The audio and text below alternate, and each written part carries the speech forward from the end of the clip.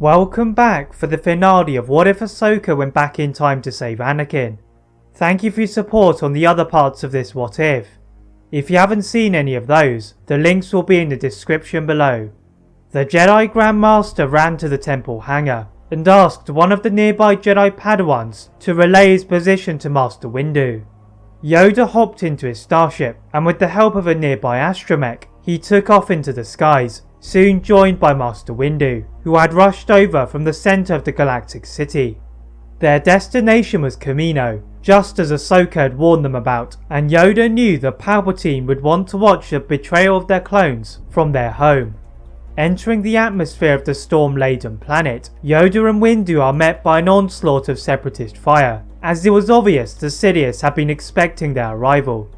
Despite the guidance of the Force, the Jedi soon find themselves beneath the heavy waves, their starfighters lost forever, and they swim towards one of the stilts of the clone complex, finding sparks emitting from above. The Jedi look for its source, and see Darth Sidious swiping his lightsabers on the platform, whilst cackling in their direction. The Jedi are stuck on the low ground, and they have to find a way up.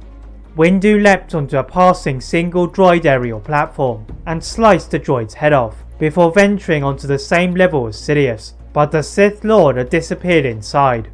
Windu chased him through until he came across a smaller room, different from the others, and he was blocked by two Kaminoans. Eager to get to the Sith Lord, Windu sliced through them both, then surged towards Sidious, who had just activated the hologram of Commander Cody. Windu threw his lightsaber at the holoprojector, smashing it into hundreds of pieces, as Sidious growled in annoyance. The Sith Lord sent a powerful force-lightning attack at Windu before he could summon his lightsaber, but it was blocked by the hands of Grandmaster Yoda. Windu is able to retrieve his lightsaber behind the force deflection of Yoda and lunged at Sidious, who was forced to ignite his blades. The two expert duelists fiercely clashed through the area, leaving a trail of destruction in their wake, until Windu was able to disarm the Sith with his Vapad attacks. Pointing his lightsaber at the throat of Palpatine, he promptly thrust the lightsaber through the Sith Lord, combined with an attack from Yoda. Windu and Yoda succeeded in defeating one part of the Sith's plan, and they hoped that the others were having equal success in destroying the Separatists. Across the galaxy, Anakin Skywalker had been guiding his squadron through the fire from Grievous's new dreadnought, when he felt a lightness in the Force. Obi-Wan and Luminara had sensed it too, but their work was not complete. Anakin finds an opening, and along with his clone squadron, finds time away from the turbo lasers to swoop into the hangar, giving the signal to Obi-Wan and Luminara to make their move.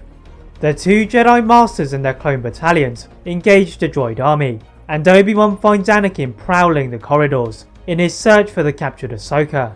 Finally, they enter a wide, multi-tiered area and jump down to free Ahsoka from her shackles. The powerful Jedi Padawan awoke from her slumber and found her blades on top of a shiny surface. As she collects them, she is forced to immediately ignite them, as her movements had activated several Vulture droids, as well as General Grievous.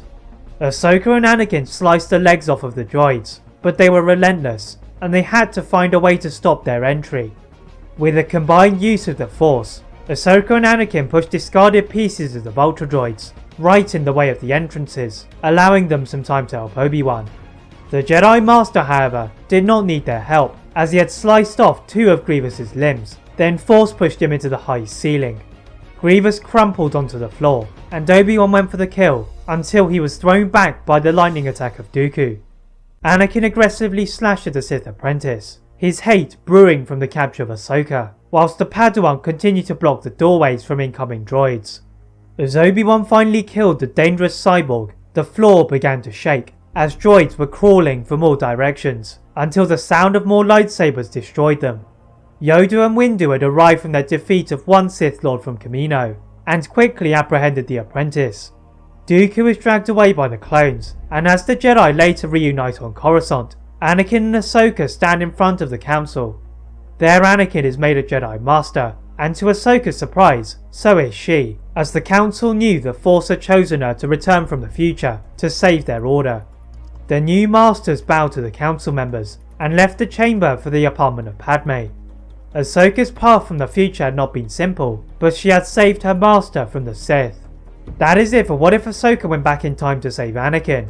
If you enjoyed this What If, please like this video, turn on your notification bell, subscribe to this channel and my other channel What If Films for more What Ifs. And as always, leave a comment on what if you'd all like to see next and how I can improve my videos. Thank you very much for watching and see you next time.